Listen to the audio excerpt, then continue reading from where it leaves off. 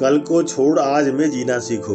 एक बार भगवान बुद्ध एक गांव में उपदेश दे रहे थे। उन्होंने कहा, हर किसी को धरती माता की तरह सहनशील तथा क्षमाशील होना चाहिए। क्रोध ऐसी आग है जिसमें क्रोध करने वाला दूसरों को जलाएगा और खुद भी जल जाएगा। सभा में सभी शांति से बुद्ध की वाणी सुन रहे थे, लेकिन वहाँ स्वभाव से ही एक अति क्रोधी व्यक्ति बैठा हुआ था। वह बुद्ध की सारी बातें सुन रहा था और उसे ये सारी बातें बेतुकी लग रही थी। वह कुछ देर तक सब सुनता रहा, फिर अचानक ही आग बबूला होकर बोलने लगा, तुम पाखंडी हो, बड़ी बड़ी बातें करना ही तुम्हारा काम है, तुम लोगों को भ्रमित कर रहे हो।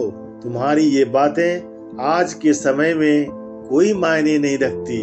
ऐसे कई कटु वचनों को सुनकर भी बुद्ध शांत रहे। उनकी बातों से ना तो वह दुखी हुए और ना ही उन्होंने कोई प्रतिक्रिया दी। यह देखकर वह व्यक्ति और भी क्रोधित हो गया और आपे से बाहर होने के कारण उसने बुद्ध के मुंह पर थूक कर वहां से चला गया।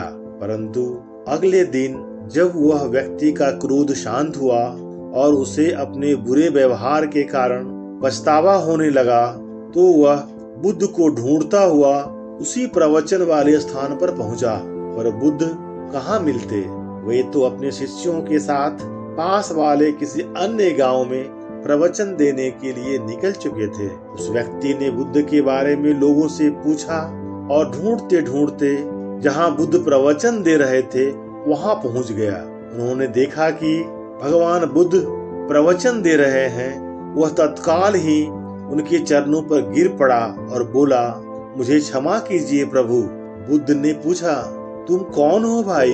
तुम्हें क्या हुआ है और क्यों क्षमा मांग रहे हो? उसने कहा, क्या आप कल की घटना भूल गए? मैं वही हूँ जिसने कल आपके साथ बहुत बुरा व्यवहार किया था। मैं शर्मिंदा हूँ। मैं अपने दुष्ट आचरण के कारण आपसे क्षमा याचना करने आया हूँ। भगवान बुद्ध ने प्रेम पूर्वक कहा, बीता हुआ कल तो मैं वहीं छोड़कर आ गया और तुम अभी भी वहीं अटके हुए हो। तुम्हें अपनी गलती का आभास हो गया, तुमने पश्चाताप कर लिया, तुम निर्मल हो चुके हो। अब तुम आज में प्रवेश करो। कल को भुलाकर आज में जीना सीखो। बुरी बातें और बुरी घटनाएं याद करते रहने से वर्तमान और भविष्य दोनों बिगड़ जाते हैं। बीते हुए कल के कारण आज को मत बिगाड़ो। बुद्ध की बातें सुनकर उस व्यक्ति का सारा बोझ उतर गया। उसने भगवान बुद्ध के चरणों में पड़कर क्रोध त्यागने और क्षमाशीलता अपनाने का संकल्प लिया। बुद्ध ने उसके मस्तक पर आशीष का हाथ रखा।